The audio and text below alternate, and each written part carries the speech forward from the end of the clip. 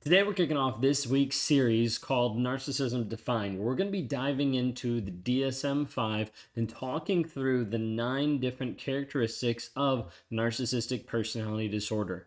What is narcissistic personality disorder? What does it actually look like? We've done overviews of this. I've walked through like different terms of this, talking through it, but I want to walk you through it step by step by step to have you understand with full clarity of what narcissistic personality disorder is. Are we going to cover every nuance? No, but we're going to try to give you the best perspective and the best idea that you have about narcissistic personality disorder besides just saying, hey, this is my opinion. Hey, this is what people say. Let's talk through what it actually looks like when someone's getting diagnosed. If you're new here, my name is Ben Taylor. I'm a self-aware narcissist on this channel to provide awareness of narcissistic abuse and help set people free. I work every single day in helping liberate people from toxic narcissistic abuse that oftentimes is controlling or oppressing you into thinking that you're not good enough, that you're worthless, that you're hopeless, and the list goes on and on. If you'd like any help with this, please go to rawmotivations.com. Would love to be able to talk to you there. You can grab a one-on-one or you can jump into some of our challenges to help you move forward in the healing process. Well, when we think of narcissistic personality disorder, a lot of times people want to first say, oh, that's the person snapping selfies of themselves. That's the person that's like obsessed with themselves. That's the person. And you have this idea in your head already. Like you have this image of this is what the person's going to be. Now, regardless of what that image is, it probably isn't 100% accurate. Or you might be thinking, I know what narcissistic personality is. It's a cheater. It's someone who lies. It's someone who does this. And while those things might be prevalent in narcissistic personality disorder, it's not part of the characteristics that you're used to define and diagnose the actual disorder. So what are those? We're going to look at those here in just a minute. But one thing I want to just say right off the bat is a lot of times people think that narcissism is about being self-absorbed. And I want you to consider that narcissists are self-absorbed to the place of like, hey, I want the world to focus around me. I want to be focused on everything that I want. But that self-absorption doesn't come from a place of self-love. Typically, people get this confused and they think, well, if they're absorbed with themselves, if they're snapping selfies of themselves, then they must be absorbed. They must be loving themselves so much, when in reality, it's not self-love. So if we go all the way back to the origination of some of the word of Narcissus, when we're talking in Greek mythology of the one man who was called Narcissus, and he grew up and he was like the best in the land, the fairest, and he could get all the women that he wanted. All this kind of stuff is part of the description of the story. But he gets to a place where he looks in a pond. Okay, he looks in a pond and he sees his reflection. And when he's staring at his reflection, the reflection is so amazing and so wonderful and so beautiful, he doesn't move from there. Okay. And so when we're talking through this aspect of does the narcissist actually love themselves, or is it because they're so infatuated with themselves? It's not themselves, it's more of their image. And that's the piece that I want to be able to point out is a narcissist is more in love with the image and with control of the image than the narcissist actually is with himself. And this is just speaking from my own experience and then working with different people. There's this piece of shame and guilt and frustration and hurt that's buried deep down inside the narcissist. It's like, let me run away from that. Let me hide from that, because if that's exposed, it'll be shown that I'm not good enough. It'll be shown that I'm not worthy. It'll be shown in all these same things a lot of times that people struggle with, but the narcissist is like, this would kill me if this is actually true. So let me latch on to this image. Narcissists are very image focused of looking and acting and being a certain way. This applies to pretty much all versions of narcissists. So we talk about malignant or communal or covert or overt or all the different types that people want to label and sub-label inside of narcissism. There's still this aspect of wanting to have the image look the best way possible. You might have an overt narcissist that's very excited about showing off, by having the fancy cars, the fancy things, by being like, look at me, and that all that stuff is supposed to make him look and act and feel better about himself.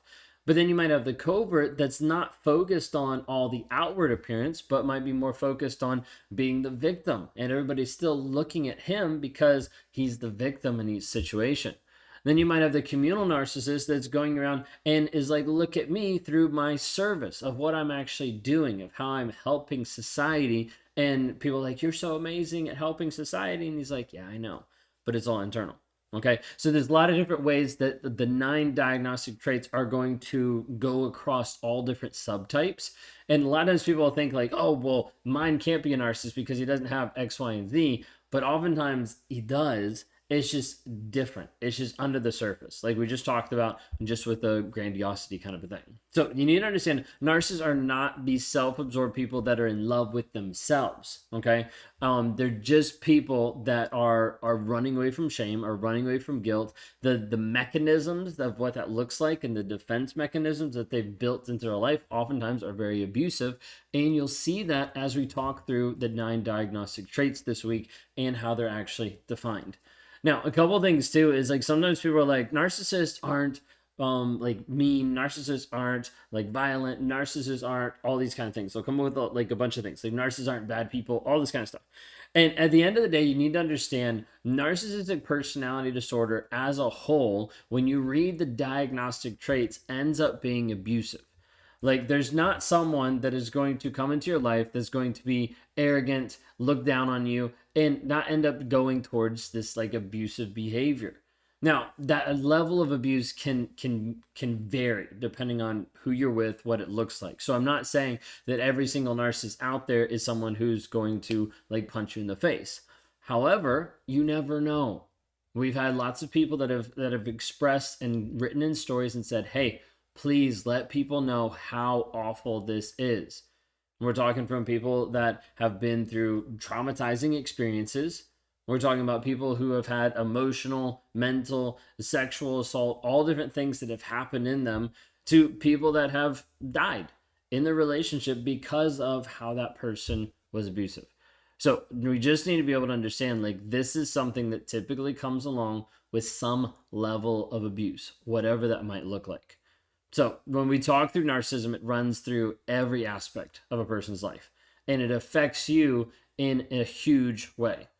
So we need to talk through some of what lies beneath the surface of the 9 diagnostic traits. This is what we're going to be talking about this entire week. So if you want to know more about this, like, subscribe, be ready, because we're going to be jumping in through each one every single day as you go on. Today we're kicking it off just with this intro, and later this afternoon we'll start off with number 1, and then we'll drop 2 a day as we move all the way through the 9 diagnostic traits Monday through Friday of this week. So what are they? Let's review them really quick so you have an idea of what the 9 diagnostic traits are. Okay, when we talk about narcissistic personality disorder, the diagnostic criteria starts off, and I'm going to read from the DSM-5 so I don't mess up any words: a pervasive pattern of grandiosity in fantasy or behavior, a need for admiration, and a lack of empathy beginning by early adulthood and present in a variety of contexts, as indicated by 5 or more of the following. So if your narcissist has 6, probably a narcissist. If he has 3, might have tendencies. We're not diagnosing here, so everybody who thinks, oh, you're not able to diagnose, we're not trying to. We're just trying to educate people of what actually is in the diagnostic criteria. Number 1, has a grandiose sense of self-importance. Example, exaggerates achievements, talents, and expects to be recognized as superior without commensurate achievements. Number 2, is preoccupied with fantasies of unlimited success, power, brilliance, beauty, or ideal love. Number 3, believes that he or she is special and unique and can only be understood or should associate with other special or high status people or institutions. Number 4, requires excessive admiration. Number 5, has a sense of entitlement. Example is unreasonable expectations of especially favorable treatment or automatic compliance with his or her expectations. Number 6, is interpersonally exploitative. So takes advantage of others to achieve his or her own ends.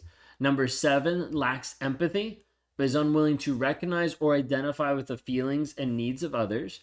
Number 8, is always envious of others or believes that others are envious of him or her. And number 9, shows arrogant, haughty behaviors or attitudes. Now, you might be watching this so far and you're like, okay, but what about all the other different aspects of narcissism that we see in antisocial and histrionic and borderline, because all of those are in the cluster B categories? What about those? Here's another piece that I want to read to you from the DSM-5 that talks about this. Okay, and it's talking about specifically other personality disorders and personality traits that you see. Okay, so other personality disorders may be confused with narcissistic personality disorder because they have certain features in common. It is therefore important to distinguish among these disorders based on differences in their characteristic features, what we're going to be going through this week. However, if an individual has personality features that meet criteria for one or more of the personality disorders in addition to narcissistic personality disorder, all can be diagnosed. People can have more than one. You're not a one and done. You can have multiple personality disorders.